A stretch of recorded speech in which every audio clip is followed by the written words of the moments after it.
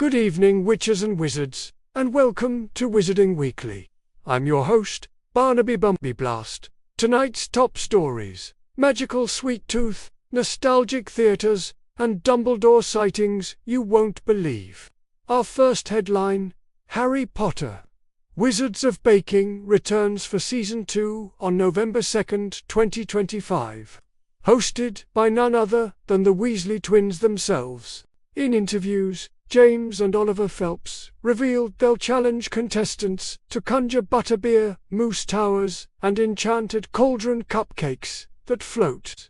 Sources claim one episode will take place inside the Great Hall, where a rogue bludger may or may not act as a surprise garnish. Next, Harry Potter and the Sorcerer's Stone will be globally re-released next year to mark its 25th anniversary.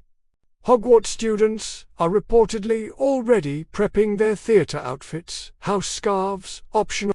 Rumor has it Hermione plans to critique the orb design in every screening. Over in Dallas, Wizarding World of Harry Potter, the exhibition opens October 24th. Tourgoers will be able to walk through the Great Hall, see Hagrid's hut, and even try levitating pumpkin passage.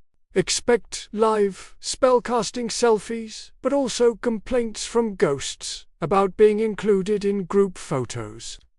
Finally, set photos of John Lithgow as Dumbledore have emerged from the HBO Harry Potter production.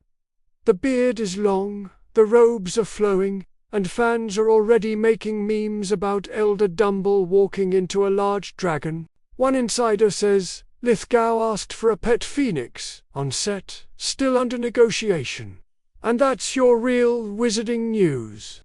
But now, let's journey inside Hogwarts for the batty reactions you didn't expect. Tonight on Wizarding Weekly, we're joined by the ever-cheerful Professor Severus Snape to discuss the thrills of brewing Polyjuice Potion for Halloween. Thrills is not the word I'd use.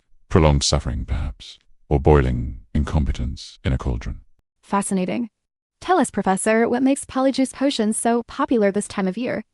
Every October, students attempt to borrow ingredients to transform into celebrities. Last year, someone tried to become Dumbledore. The beard caught fire within minutes. It was moderately entertaining. Do you encourage students to brew Polyjuice at home for Halloween? I encourage students to not exist near my storage cabinet between October 20th and 31st. And if you think powdered lacewing flies are just decorative, you deserve what happens next. What's the worst Polyjuice disaster you've seen? Second year. One student miscounted liches and turned into a half-cat for 3 weeks. The other miscounted brain cells and turned into a cow. He's still somewhere in the Gryffindor common room. Lovely. Any Halloween tips for our viewers? Yes. Don't drink anything you didn't brew yourself. And if it starts talking, it's not done yet. Wise words, Professor. That's all for tonight's segment of Wizards Behaving Badly. Happy Halloween, and remember, if your potion bubbles purple, you've already failed. Now on to sports and weather. In sports this week, chaos at the Quidditch World Cup again after the Wimborne Wasps defeated the Puddlemere United 242. Well, ouch. The game was briefly interrupted when a bludger developed sentience and filed for workers' compensation. It now has its own lawyer, a house elf named Jerry. Meanwhile, the Chudley Cannons have once again declared a moral victory, despite finishing last. Their captain stated, "We didn't win, but we did get most of our players back down from the sky by Tuesday," and in a shocking twist, the Hogwarts Intramural Quidditch League has been cancelled after Hufflepuff accidentally set their brooms to autopilot. The last broom is reportedly still circling the Astronomy Tower.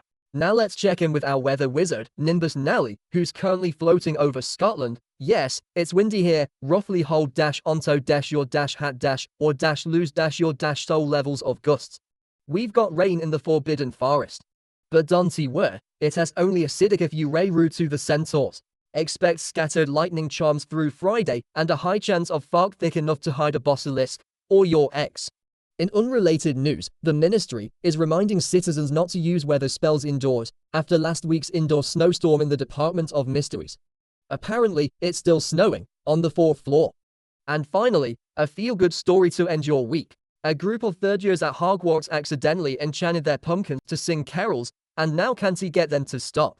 They've been performing We Wish You a Merry Xmas for 47 consecutive hours. Meanwhile, in Diagon Alley, a shopkeeper claims to have invented the world's first invisible robe, but immediately lost it. If found, please return it to Frederick the Mostly Confused. And in breaking news, the Ministry's annual spellcheck spelling bee ended early when every contestant turned into bees. No word on who won, but they're buzzing about it. That's all for tonight's broadcast of Wizarding Weekly, where the facts are questionable, but the chaos is confirmed. Fly safe, spell responsibly, and if you see a floating pumpkin wearing sunglasses, it's probably us. Good night, and may your cauldrons never boil over. Please like, comment, and subscribe for more Harry Potter content and comedic news.